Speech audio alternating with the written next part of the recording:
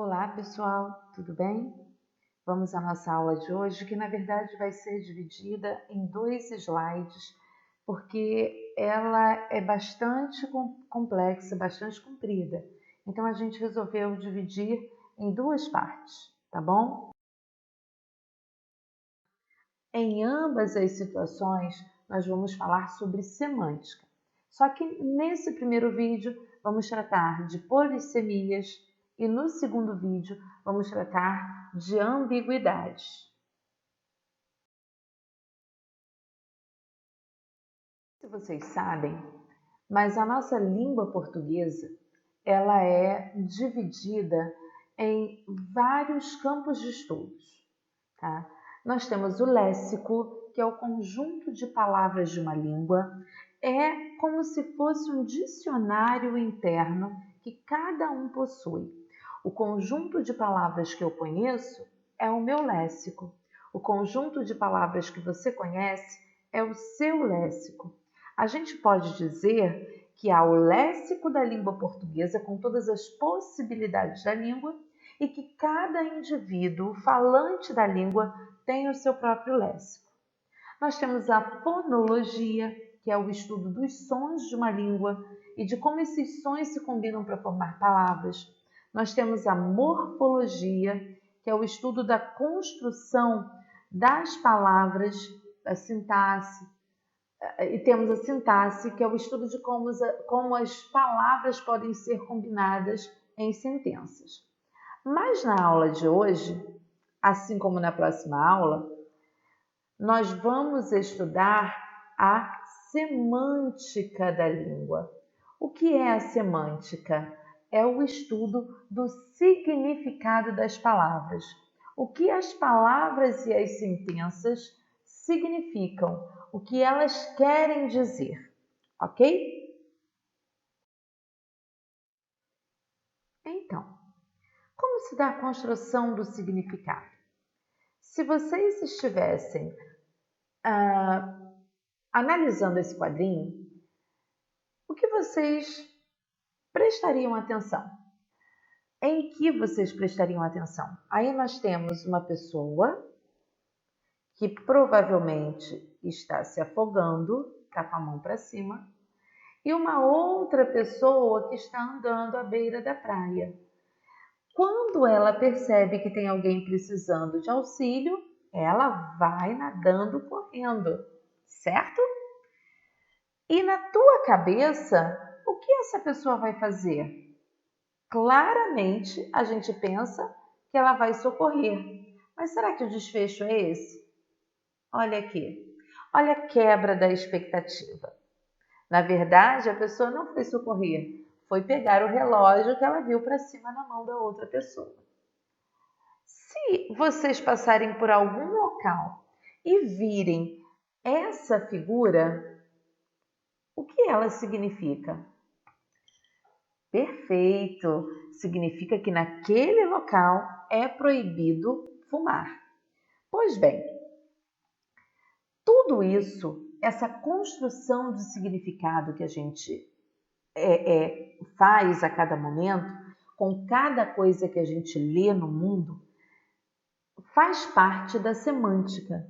A semântica é a ciência que estuda a significação, todo o processo de associação de significados. Como nós processamos essas informações para que elas nos transmitam algum significado ou alguma. Nas construções frasais a seguir, por exemplo, com o verbo dar.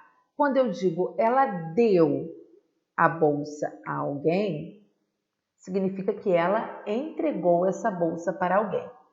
Agora prestem atenção. E aí, deu para entender o que eu disse? O verbo dar aqui já não tem o significado de entregar, tem o significado de compreendeu? Conseguiu compreender o que eu disse? Assim como neste outro enunciado, siga aquela rua que ela vai dar onde queres. O verbo dar aqui também não tem o mesmo significado das duas orações anteriores. Aqui ele quer dizer que quando você segue aquela rua, você certamente chegará aonde pretendia.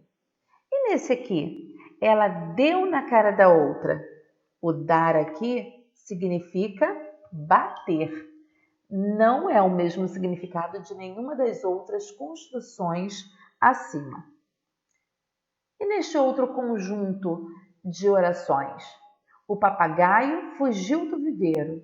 Aqui, papagaio, a gente entende como o animal, a ave.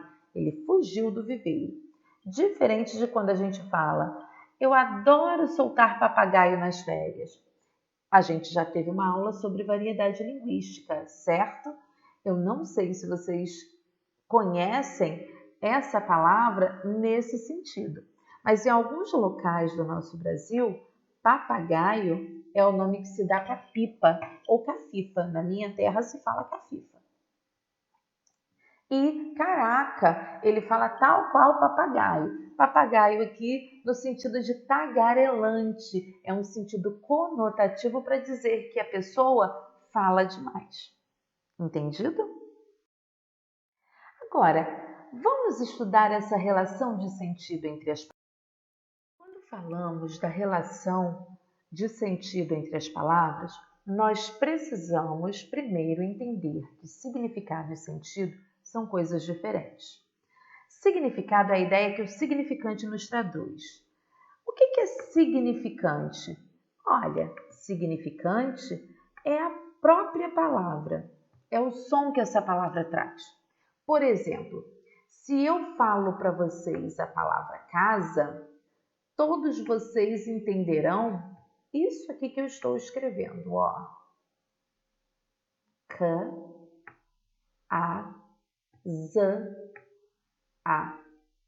Ou seja, casar. O significante é o mesmo para todos nós. Todos nós ouvimos casar.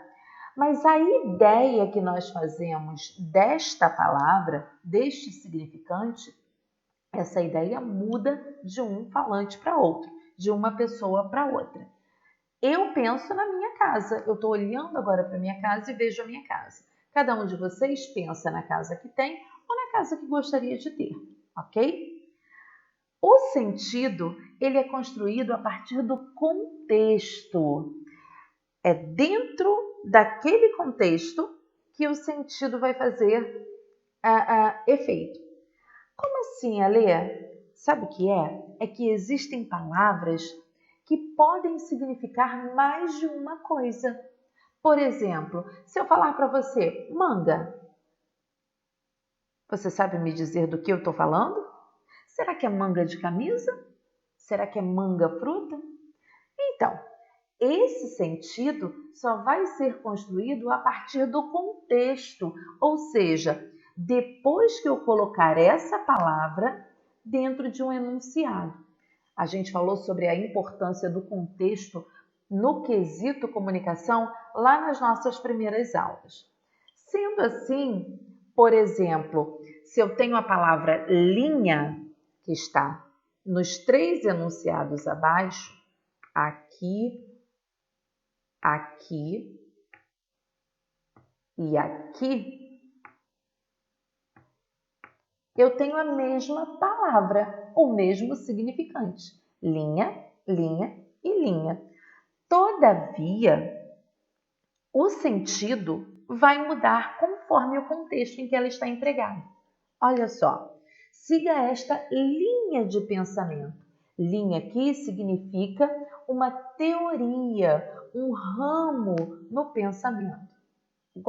Mas quando eu digo o carro parou na linha do trem, aí eu estou falando do trilho do trem. Linha aí tem outro significado, que é diferente de quando eu digo que todas as palavras têm que caber nesta linha. Linha aí a linha do caderno, totalmente diferente, ok? E a gente ainda poderia falar sobre linha de costura e talvez até uma outra linha que eu não esteja pensando aqui neste momento, mas que vocês podem estar raciocinando de acordo com o léxico que vocês têm.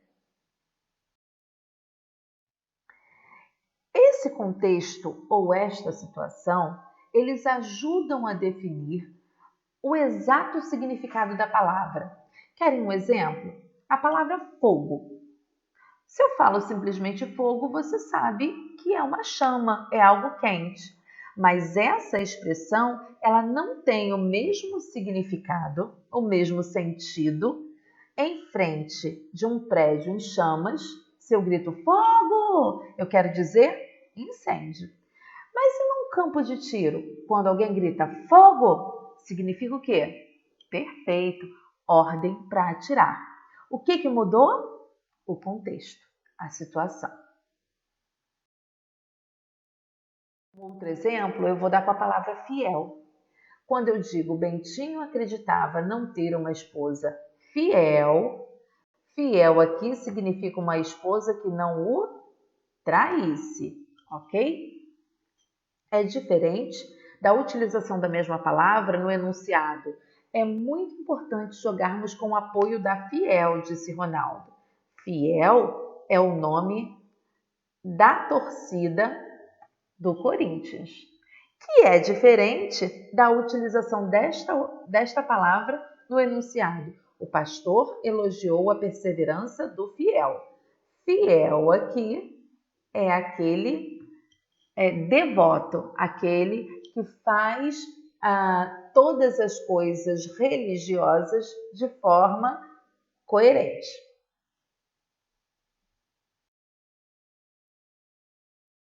A entender, dentro do contexto, quais palavras significam o quê, são as palavras que nós conhecemos com o nome de sinônimos, que vocês já viram quando eram mais jovens em outras séries, que são aquelas palavras que têm significado semelhante ou equivalente. Notem que eu falei semelhante ou equivalente. Eu não utilizei o termo iguais, porque as palavras sinônimas, elas não são iguais. Não existem sinônimos perfeitos. As palavras se assemelham, mas não numa perfeição. O que vai diferenciar o sentido dessas palavras, de fato, é o contexto em que ela está inserida. Assim, por exemplo, nós temos como um dos possíveis sinônimos de fiel a palavra leal. Mas como vimos no slide anterior, fiel também pode ser sinônimo de uma torcida organizada, assim como pode ser sinônimo de alguém que é religioso. Oferecer pode ter como sinônimo dar ou dedicar. Oferta pode ter como sinônimo dádiva ou donativo.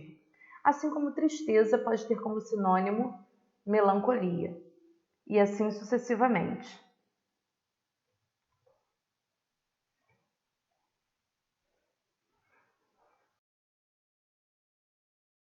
Um exemplo claro para a gente entender aí, eu utilizei com a palavra grande. Olhem esses dois enunciados. Machado de Assis é um grande escritor. E no enunciado B, a Ponte Nova é muito grande.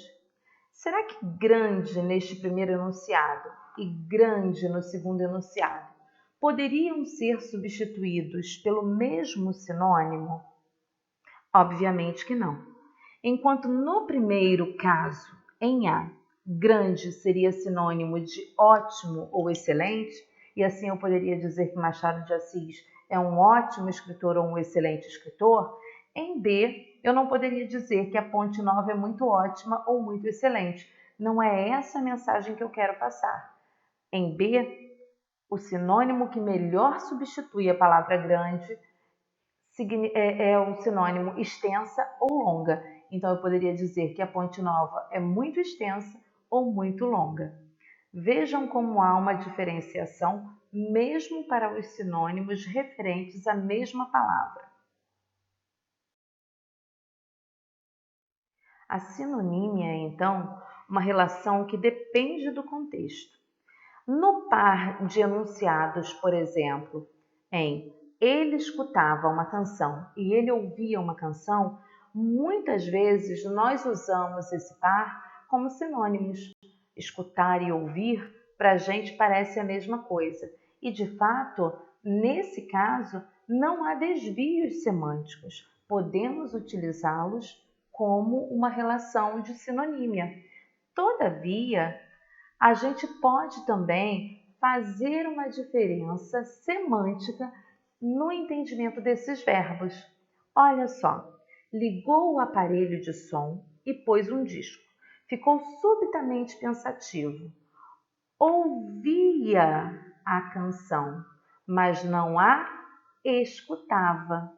Então, em algumas situações, nós podemos utilizar o verbo ouvir como perceber o som simplesmente, mas o verbo escutar como prestar atenção ao som que nós percebemos.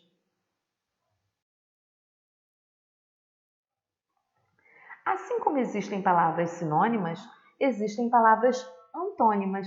E vocês também se lembram do que são palavras antônimas?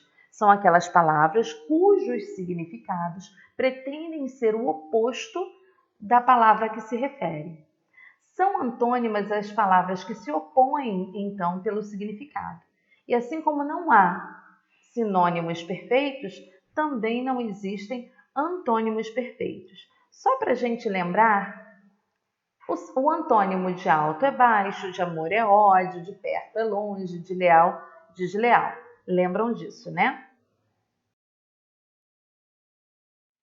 Ainda em relação à semântica das palavras, tem um grupo de palavras que pode nos deixar preocupados ou nos fazer ficar em dúvida quanto à polissemia das palavras, que são as palavras homônimas. Homonímia, homo significa igual, então são palavras que podem ser escritas ou ouvidas de forma igual e por isso podem ser interpretadas nesse campo semântico como polissêmicas. Dentro das palavras homônimas, nós temos os homônimos homógrafos. Como vocês podem perceber pela grafia da palavra, homônimos, palavras iguais, homo igual, nimos, nomes iguais, mas iguais em que sentido? Homo igual e grafos. O que significa grafos? Significa grafia. Então, são palavras que possuem a grafia igual. São palavras que, apresentando idêntica grafia, têm pronúncia e significado diferentes. Parece complicado, né? Mas olhem só como fica fácil quando a gente vê os exemplos. Eu vou dar um tempo para que vocês leiam. O que está escrito aí? Muito bem. O molho de carne estava saboroso. Mas e agora? Isso, aquele molho de lenha é difícil de transportar. Parece que tem um acento agudo, certo? São palavras consideradas homônimas, homógrafas. Por quê? São escritas da mesma forma, utilizam as mesmas letras, mas a sua pronúncia e o seu significado são diferentes. Vamos para outro exemplo? Eu, exato, gosto de você, com o O aberto. É o verbo gostar sendo conjugado na primeira pessoa. E aqui? Meu, isso, meu gosto é diferente do seu. E aí com o O fechado, significando um substantivo, gosto, modo de gostar. São exemplos, então, de homônimos homógrafos, ou seja, mesma grafia, mas significado e pronúncia diferente. Colher, substantivo, e colher, verbo. Jogo, substantivo, com jogo, verbo. Molho, substantivo, como vemos, com molho, verbo. E assim sucessivamente. Um outro tipo de palavras homônimas que temos são as palavras homônimas homófonas. Como já vimos, homônimos são nomes iguais, homo igual, nimos, nomes. Homófonos, homo, a gente já sabe que são nomes que são iguais novamente. E fonos? Você tem aí um fone de ouvido? Sim, e nele você escuta o som.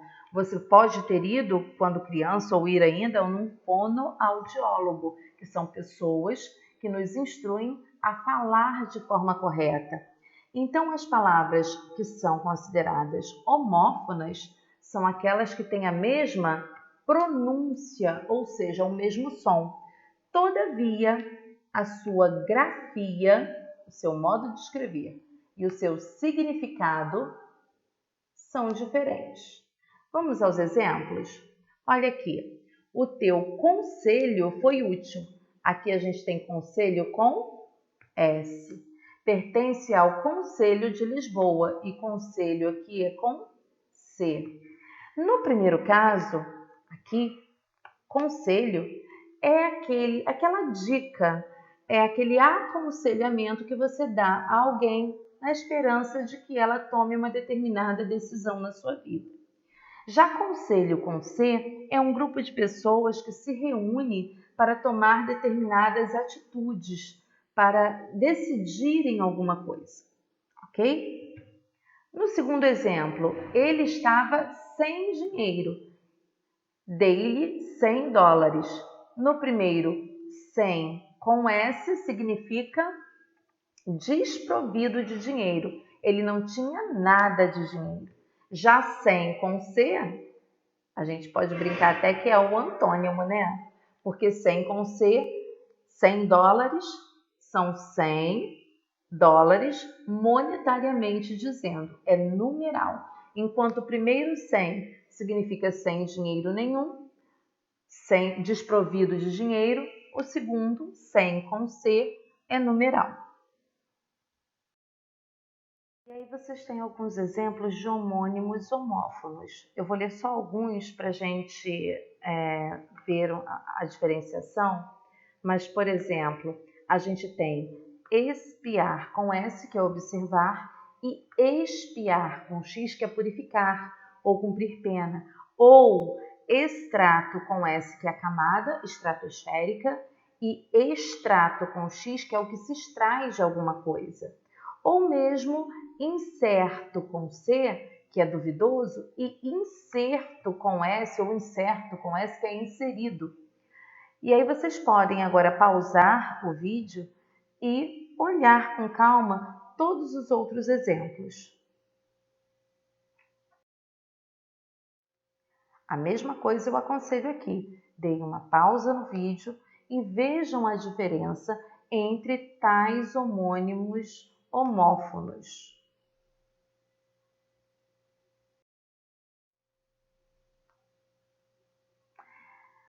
Agora, nós temos alguns homônimos que, além de serem homógrafos, ou seja, terem a mesma grafia, eles também são homófonos, ou seja, têm o mesmo som.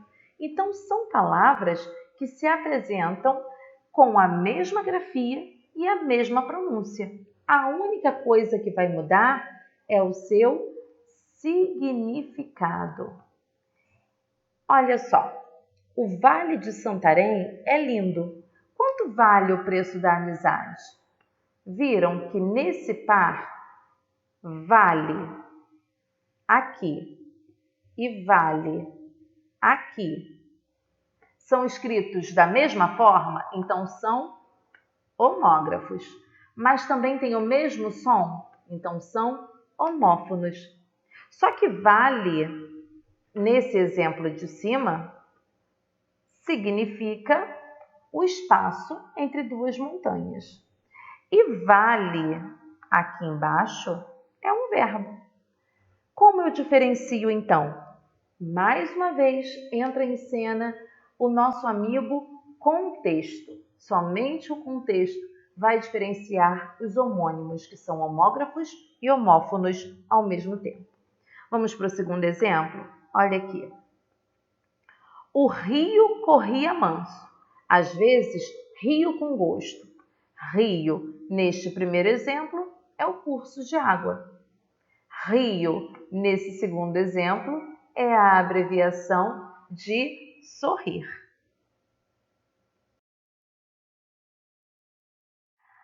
Além dos homônimos, nós temos os parônimos e a gente chama essa situação de paronímia. E o que são os parônimos?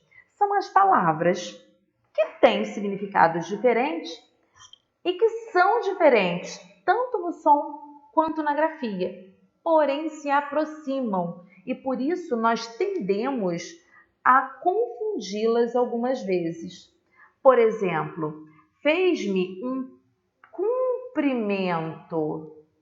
Cumprimentar com o é ser gentil, fazer um leve toque de mão, balançar de cabeça, é cumprimentar alguém. Agora, a sala tem 3 metros de comprimento. E comprimento com O, aí já é medida de espaço, certo? Medida da sala. Não é mais cumprimentar, não é mais saudar alguém. Outro exemplo, a discrição é a qualidade de ser discreto. No exemplo, eu já expliquei o que significa a palavra discrição. Discrição é a qualidade de ser discreto, que é diferente de ele fez-me a descrição de toda a viagem. E aqui, descrição tem a ver com descrever. Ele disse como foi toda a viagem. Mais uma vez, eu os convido a parar o vídeo e a lerem e perceberem a diferença de algumas palavras parônimas. Só para a gente ter uma ideia, vou pegar algumas que vocês usam bastante e muitas vezes erram porque não sabem o significado. Ó, tráfego é o trânsito, fluxo de veículos, diferente de tráfico, que eu passei por cima, que é o comércio ilícito. Assim como retificar, que significa corrigir, e ratificar, que significa confirmar. Ok? Leiam com calma e com atenção.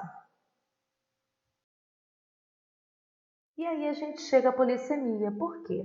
Porque as palavras homônimas, principalmente se forem homógrafas e homófonas, ou seja, que têm o mesmo som e a mesma grafia, elas vão permitir vários significados e somente o contexto vai fazer com que esses significados possam ser identificados.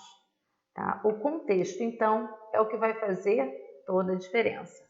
Prestem atenção nos enunciados abaixo.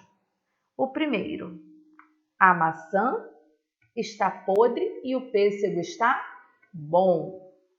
O segundo, ele é um bom rapaz. O terceiro, conseguimos um bom resultado. E o quarto, não estás bom da cabeça. Vejam que em todas as opções, em todos os enunciados, eu utilizei a palavra bom.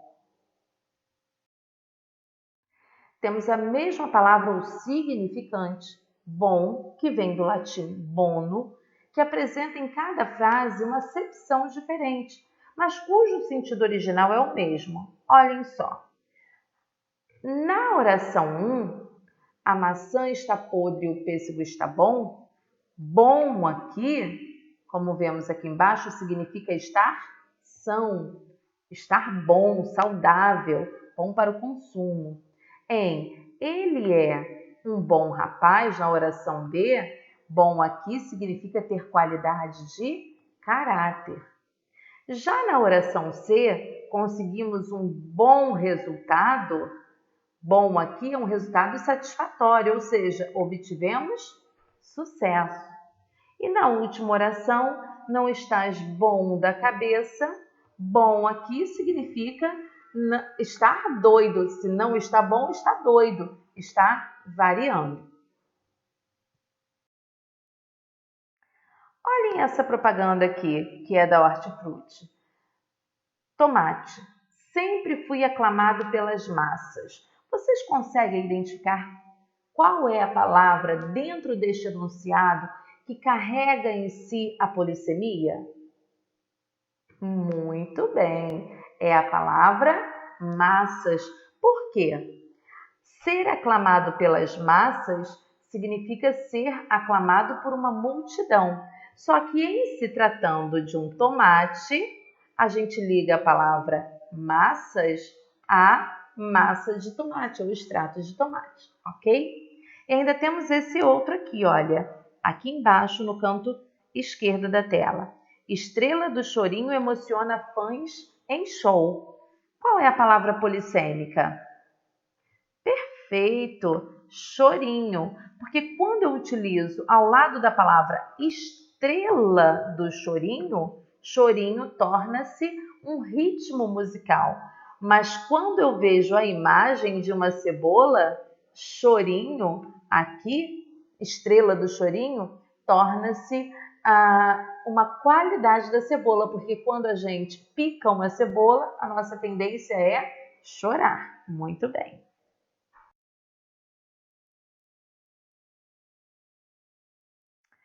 Ainda dentro do campo semântico, nós temos as palavras que são hipônimas e hiperônimas. Os hipônimos são as palavras que se relacionam pelo sentido dentro de um conjunto, ligando-se por afinidade ou por ser parte um do outro. Por exemplo, banana ou laranja fazem parte, são hipônimos do conjunto fruta. Azul ou preto ou laranja ou amarelo são hipônimos do conjunto cor.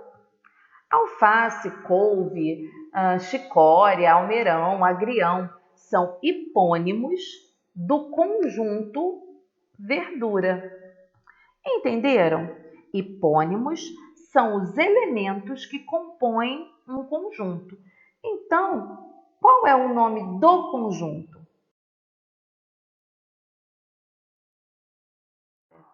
Se hipônimos são os elementos de um conjunto, os hiperônimos, ou o hiperônimo, é quando os hipônimos de um conjunto são todos incluídos em um único termo. Ou seja, legume é o hiperônimo, ou seja, é o nome do conjunto no qual está incluída a batata. Fruta é o hiperônimo, ou seja, o nome do conjunto no qual está inserido o abacaxi. Doença é o hiperônimo, ou é o nome do conjunto no qual está incluída a catapora. Ok? Só para a gente ter uma noção, animal é hiperônimo de ave, porque ave está contida em animal. Mas ave é hiperônimo de coruja, porque coruja está contida em ave. E se a gente pega de baixo para cima, é o contrário. Olha, coruja é hipônimo, porque é um elemento do conjunto ave. E ave é hipônimo de animal, porque é um elemento do conjunto animal. Então, do maior para o menor, hiperônimo. Do menor para o maior, hipônimo.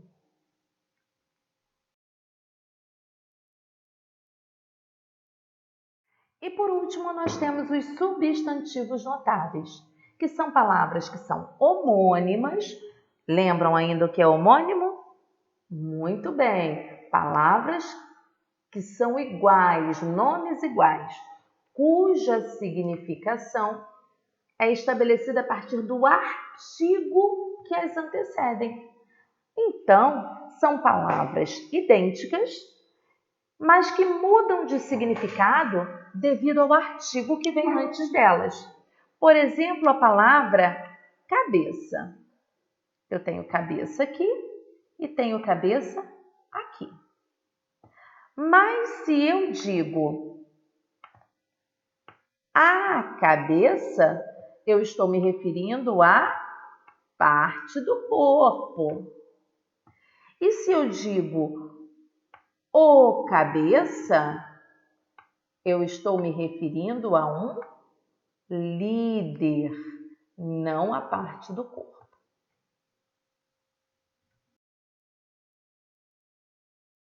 Outros exemplos de substantivos notáveis?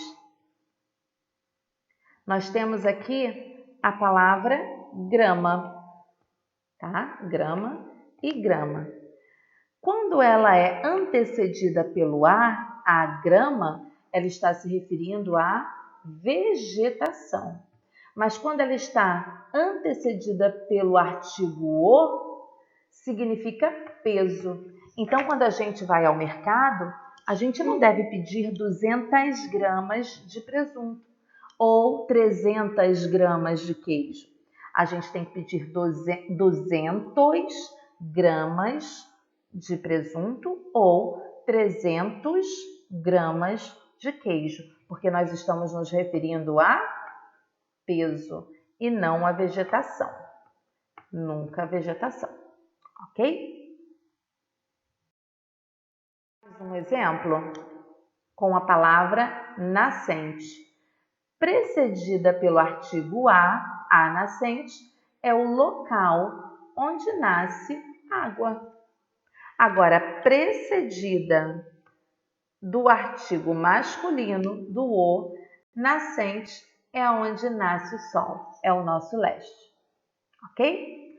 Espero que vocês tenham aprendido e gostado. Até a próxima!